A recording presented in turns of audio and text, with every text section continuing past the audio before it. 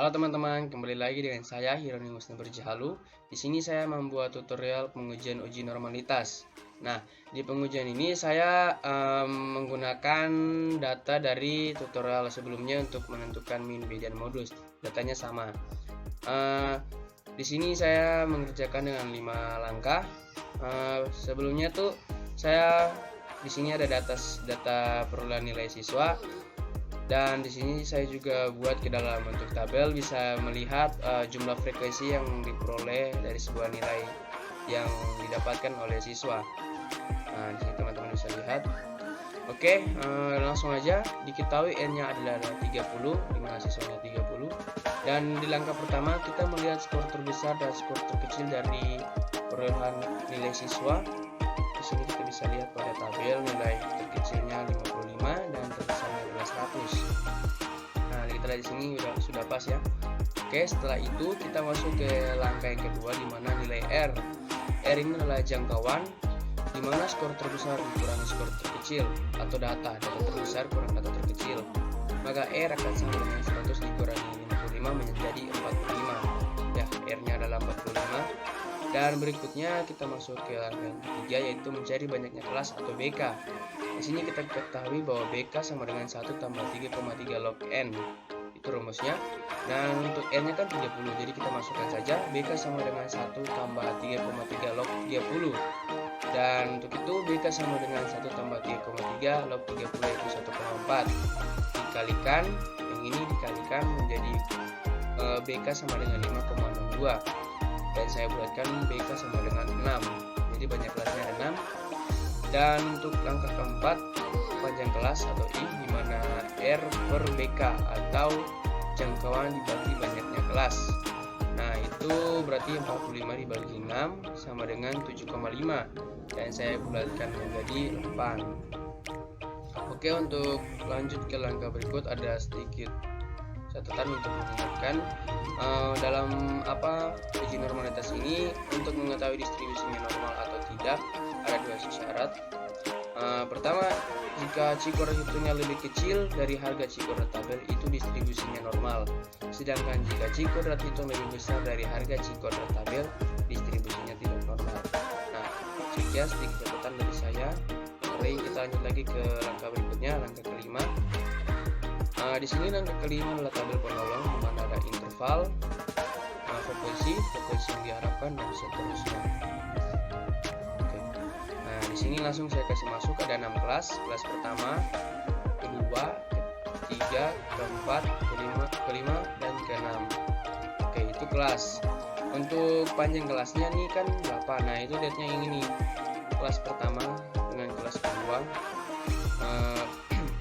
55 ke 63 itu panjangnya 8, 63 ke 71 panjangnya juga 8. Itu namanya panjang kelas. Antar kelas itu panjangnya 8. Oke. Nah, untuk yang kolom kedua, frekuensi 73 ini dari mana? Cara lihatnya saya ambil contoh untuk kelas pertama saja. Seperti ini, 55 sampai 62 ya, untuk kelas pertama. Jadi kita bisa lihat pada tabel frekuensi. 55 frekuensinya ada 4. Sedangkan 60 kan, kalau 55 sampai 62 berarti 55, 56, 57, 58, 59, 60, 61, 62. Nah, berarti untuk itu 60 ini masuk. 60 itu ada 3, maka frekuensi dari nilai 55 sampai 60 saya jumlahkan menjadi 7. Mengapa 65 ini saya tidak pakai yang ada pada tabel ini? Karena dia tidak sesuai dengan batas kelas pertama, di mana kelas pertama itu 55 sampai 62. Sedangkan ini kan 65, berarti sudah lewat. Jadi ya saya cuma ambil frekuensinya 55 dengan 60, yaitu 4 tambah 3 menjadi 7. Jadi teman-teman untuk patokannya lihat di tabel ini. Nah, jadi sini saya sudah dapat totalnya 30. Untuk FA, frekuensi yang diharapkan, nah itu bacanya seperti itu. Nah, di sini rumusnya itu sudah diketahui bahwa 2,7 kali N 30 13,53 kali N. Ini semua persentasenya sudah diketahui dikalikan dengan N. Dan ini saya sudah langsung kasih masuk N nya dari 30. Baris pertama dan baris ke-6 itu sama 20,7%. Baris kedua dan kelima sama 13,53%. Baris ketiga dan keempat pun sama. Nah, itu semua dikalikan N yaitu 30 dan hasilnya seperti ini yang saya blok. Dan saya bulatkan. Setelah bulatkan ini, yang dibulatkan ini saya masukkan ke tabel ini dan jumlahnya juga pun sama 30. Nah, sekarang untuk kolom yang ketiga nih, F0 kurang FH, berarti ya kolom yang pertama ini kurang kolom yang kedua, seperti begitu teman-teman. Jadi kayak gini rumusnya. Kita klik ini kurang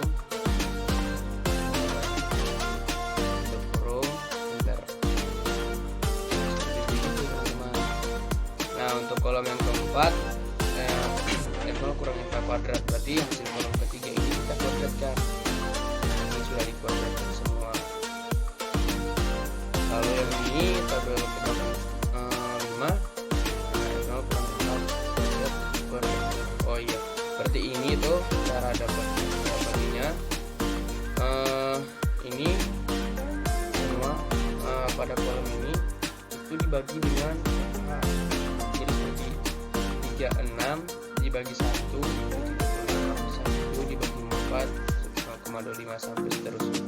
Lalu saya sigmakan atau jumlahkan dari 36 hingga 25.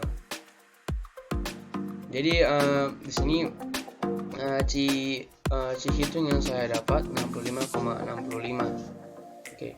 Nah, setelah mendapatkan itu kita masuk ke bagian akhir atau kesimpulan. Dalam perhitungan si kuadrat itu saya mendapatkan 65,65.